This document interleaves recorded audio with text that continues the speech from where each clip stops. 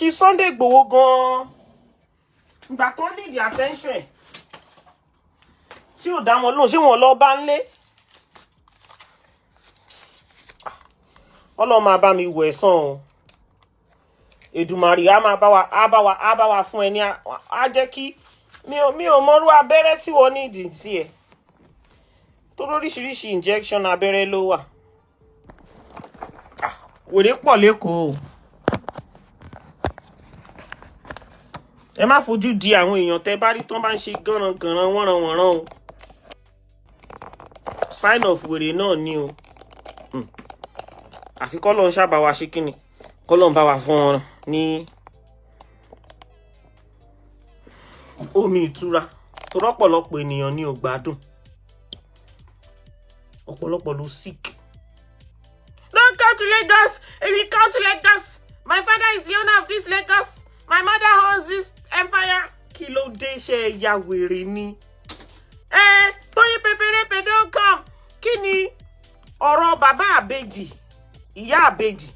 Kí ló ṣe kan Toyin? Do you know that you guys you actually need to be investigated? Hold on one sec. You guys need to be investigated.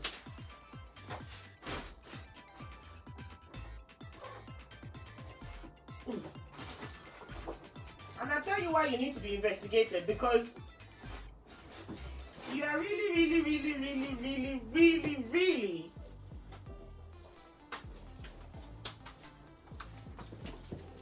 you are messing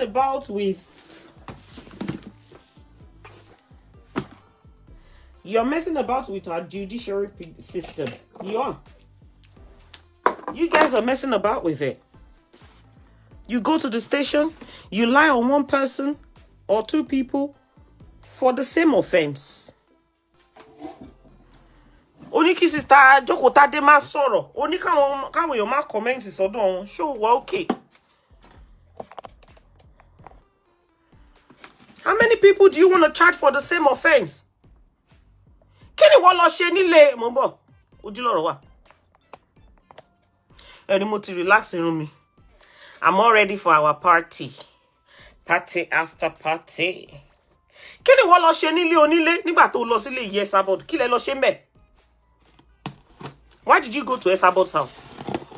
Ṣé béèrè ò fàjà?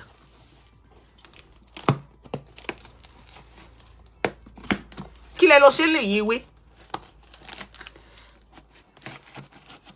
Òun sọ̀rọ̀ bàbá Ibeji. Ṣé bàbá Ibeji ṣó rán yín iṣẹ́ ni? Ṣé bí jẹ́jẹ́ lẹni ẹlẹ́ni rìn lọ? Wọ́n dẹ̀ ràn bàbá Ibeji lọ́wọ́. And you people, you decided to take over the case for reasons best known to yourself. Jọ, ṣé bàbá Ibeji ṣó rán yín iṣẹ́? Ṣó sọ fún yín pé òun need help yín? Ẹ wá sọ pé wọ́n sọ pé ẹ jí ọmọ gbé. Ṣé ẹ jí ọmọ gbé ni wọ́n sọ pé ẹ jí ọmọ gbé ni? Kidnapping náà ń pè náà. Hello? Moroto ti dé o. Moroto. Ṣé rí Moroto? Àwọn Moroto tó ga nínú ayé. Moroto tó ní táàgì nínú. Gbogbo ẹ̀yin tẹ́ bá order earring ẹ contact mi, ó ní táàgì nínú. Àwọn earrings tó ga nínú ayé tó gbaski.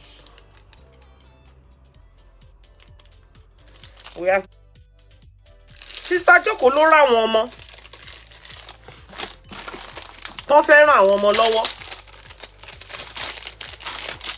Ẹ̀yin lẹ lọ síbẹ̀ tẹ́ lọ ń jí àwọn ọmọ ọlọ́mọ.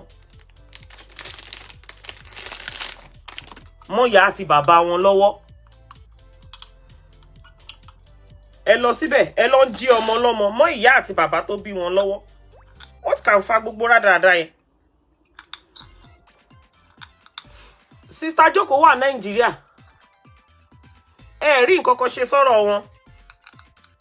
Ó wá ń sọ fẹ́ni tó wà ní Europe. Àwọn tó sọ́pọ̀ ń jà fún gan-an. Ṣé wọ́n mọ ìṣó wà òkè? Eh?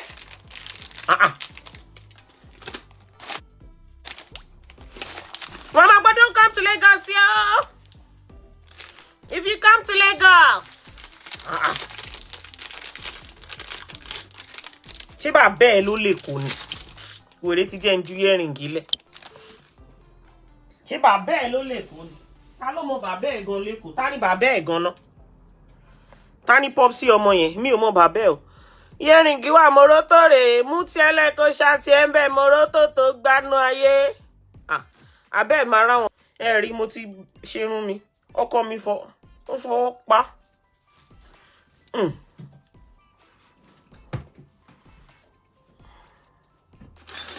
Mi tiẹ̀ tí lo lipstick gan. Ó fọwọ́ pa. Ṣé o mọ̀ pé àwa ní wedding ní wíìkì? Àwa ní wedding ní wíìkì. So mi ò really ráyè much this week. It's a very busy week for me. Abẹ́ like ele. Rele. Pẹ̀lú aṣọ tí mo wọ̀ ẹ́. Mo bọ̀ jẹ́ top up. Mo ní láti top up o.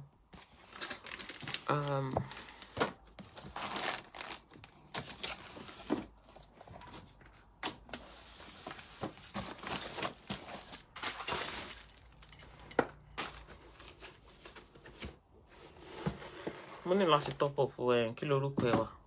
Fóònù wo ni mo ń lò? Okay.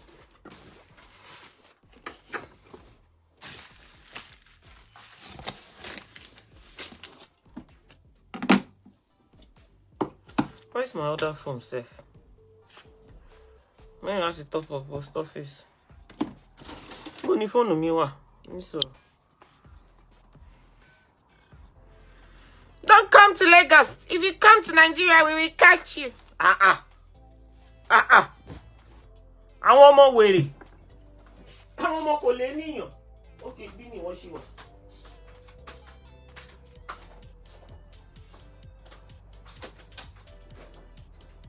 If you come to Nigeria, we will catch you. We will catch you. When we catch you, we will catch you.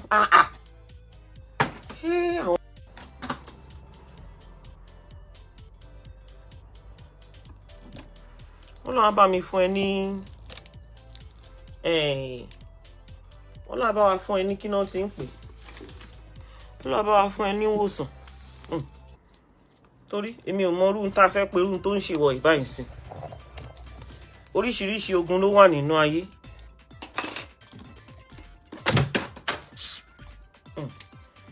Okay, receipt àwọn ní hearing nìyẹn. Ogun eléyìí tó wà lọ́dọ̀ títí ẹ̀ yìí. Ogun don't come to Nigeria ni. Don't come to Nigeria, don't come to Nigeria. Àwọn yẹn dẹ̀ ń lé Èkó. Irú ìsìn tí tó bá pẹ́ lágbára tẹ́ tiẹ̀ wà òkè gan nínú ayé gan. Mi ò rò bóyá ó yẹ kí lady yẹn padà lọ sí Èkó this time around. Ó yẹ kẹ́ shame the devil ni.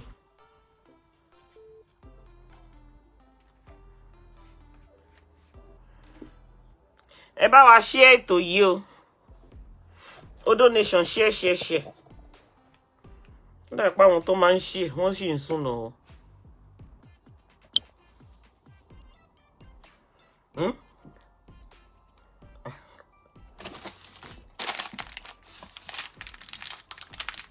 Don't come to Lagos, yo.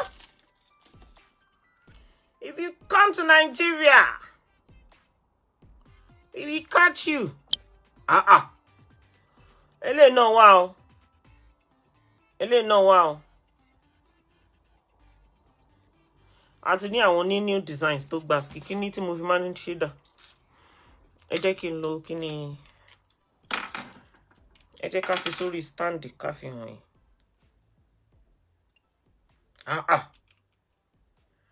Ẹ ní ṣòro o.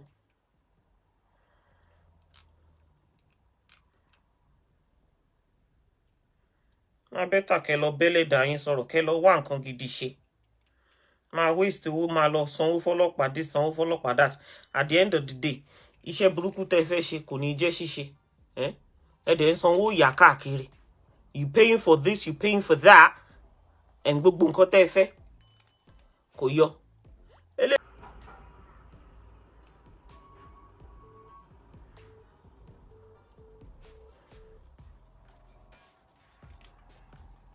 Ẹ̀yin nìyẹn. You abuse me, I abuse you back in Nigeria. God know the verse. Hello. Eléyìí ò ń ṣàwọn Gambia stuff tí Lizzy ń ta o. Eléyìí ò ń ṣàwọn shit tí Lizzy ń ta o. Lizzy Anjorin bó ṣe wà yẹn. Ìyẹn náà. Wọ́n máa gbọ́ wọn bí bàbá wọn dá. Ṣé rí kí Lizzy máa sọ pé kéèyàn má wá sí kò mọ́ ń sìn. Wọ́n bí ìyá ẹ̀ dá.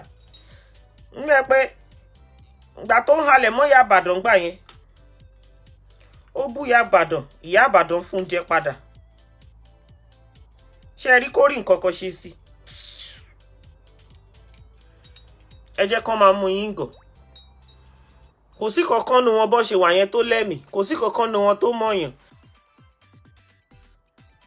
Nígbà tó yá tó fún ìyá Ìbàdàn jẹ tí ìyá Ìbàdàn fún jẹ padà, ṣé kò dákẹ́ ẹnu ẹ̀?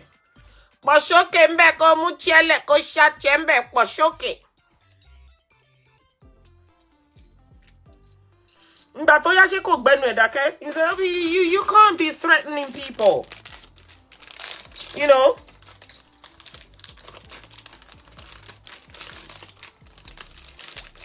You cannot be threatening people.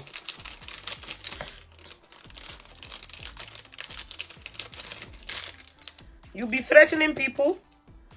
What you are threatening them for, you are doing exactly the same thing. Sister Kwame should not come to Nigeria. Àwọn people yìí ò mọ̀. Bó bá ti wó lulẹ̀ kó máa kan yán. Ṣá máa wò. Àwọn people yìí ò mọ̀ mẹ̀mẹ̀. Àbí Torawo kì í sọ̀rọ̀. Ẹ̀yin lẹ́yìn máa ń lẹ́nu. We don't talk. You can see that we don't make mouth here. Men, skeleto, tó bá wá àwọn tí wọ́n ga nínú ayé, ibi tán wà lélẹ̀.